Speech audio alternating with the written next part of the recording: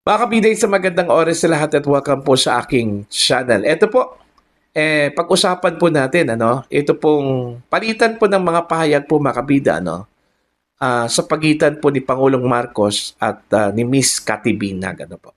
Ito po ay patungkol ho sa sinabi po ni Undersecretary Claire Castro mga kabida, na baka sumali po, itong si PBBM sa rally noong linggo. Kasi prior to that, mga kabida, may pahayag na kasi itong si Yusek Castro.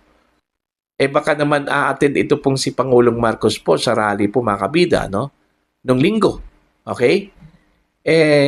Nung nangyari po yung kilos protesta po mga kabida, actually, 4 na venue yun eh. Meron pong Luneta Park, meron pong People Power Monument, meron pong Liwasan, meron pong anong tawag po dito? Camp Aguinaldo, wala kahit anino po ng Pangulo po doon. Hinanap pa nga siya doon kung andun ba ang Pangulo, po, mga kabida. Diba? So, meron pong sagutan po si Pangulong Marcos at si Cathy Binag, mga kabida. Ito, babasahin ko lang po. Okay, para malinaw po, mga kabida. Una, sinabi po ni Bongbong Marcos, kung hindi ako presidente, sasama ako sa rally. Alright? Kung hindi daw siya presidente, kaso lang presidente po siya. So, ibig sabihin, hindi po siya sasama kasi presidente po siya. Po? Ito yung sagot ni Cathy Binag, mga kabida, sa kanyang sinabi. Actually, galing po ito sa Political Outlook. Kung hindi ka presidente, walang rally. Okay? Honestly, totoo po yun. Kaya nga nagrarally po itong mga tao po against sa corruption po sa kasalukuyang administrasyon because palpak po si Pangulong Ferdinand Bongbong Marcos. Okay? Palpak in the sense, mga kabida, na hindi po niya napigilan ito pong talamak na korupsyon sa kanyang administrasyon. Alright? Kahit nasabihin po natin na hindi po direktang nagnakaw ito pong si Pangulong Marcos, mga kabida, pero meron po siyang command responsibility. Meron po siyang liability, accountability, dito ho sa mga nangyayari po, mga kabida. Hindi lang po natin pag-usapan yung flood control projects. Okay? Isali po natin yung controversial na 2025 General Appropriations Act.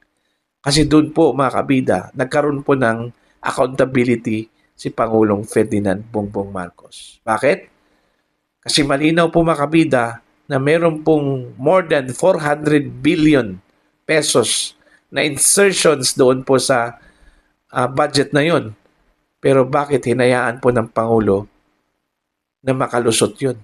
Nakalusot in the sense na pinirmahan po niya at naging batas po yun, mga kabida. Diba? Anong tawag po doon? Liability po yun. Okay?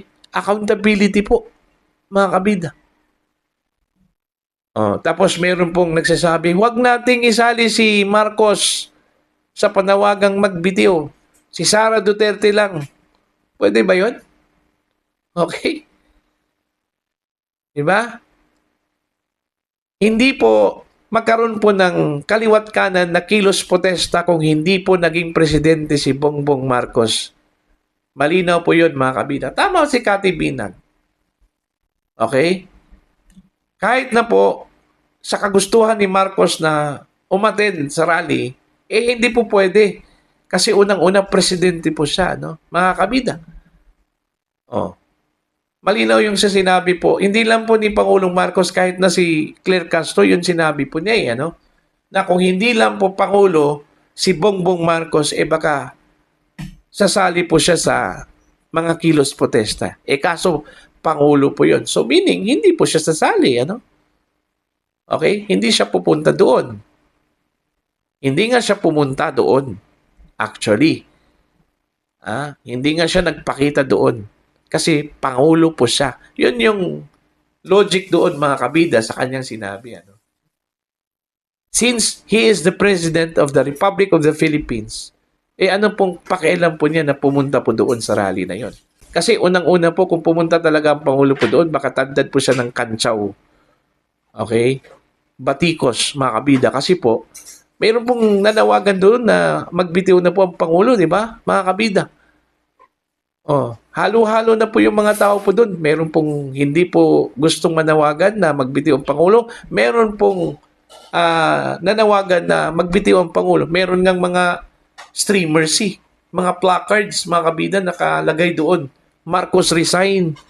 Okay? Buti hindi pumunta ang Pangulo po doon. Kasi kung pumunta ang Pangulo po doon, mga kabida, tadtad po siya sa batikos, ano?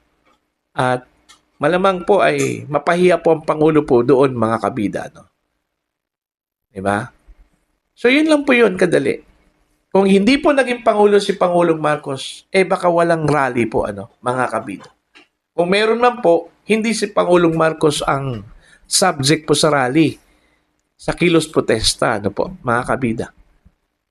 Kaso lang po, malas po ni Bongbong Marcos kasi siya yung pinagdiskitahan po ngayon, mga kabida, ng taong bayan.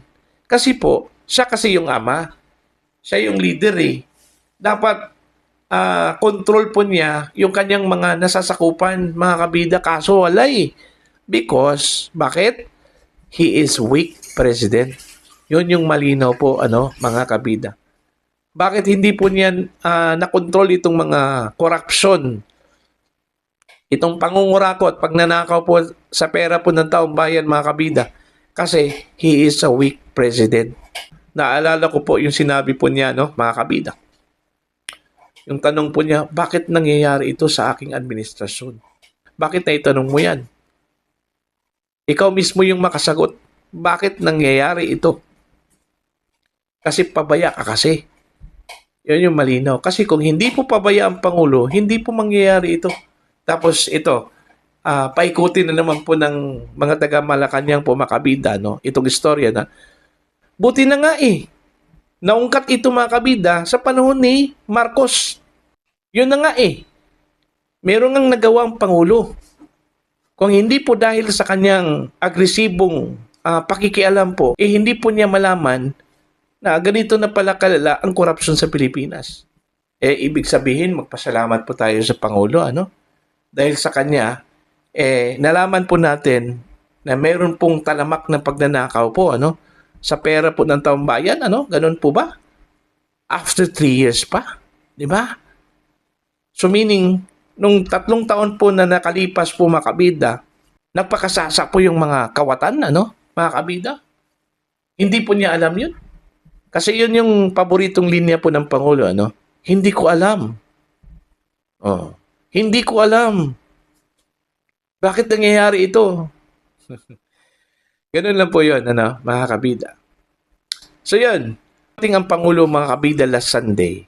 Kasi alam niya na hindi po siya pupunta doon.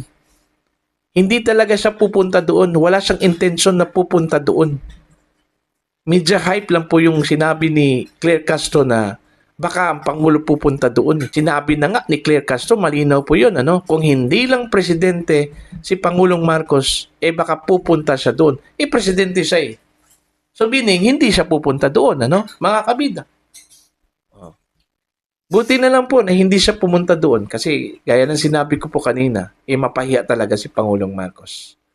Okay? So yan po, mga kabida, ano? Para po sa inyo, ano po ang inyong pananaw at opinion ho dito? Ano po? Please comment down. Sa mga hindi pa po subscribers sa akin channel, please subscribe. Just click the subscribe button, click the notification bell, click on para updated po kayo, mga kabida, sa aking mga uploads. Maraming salamat po sa inyo lahat.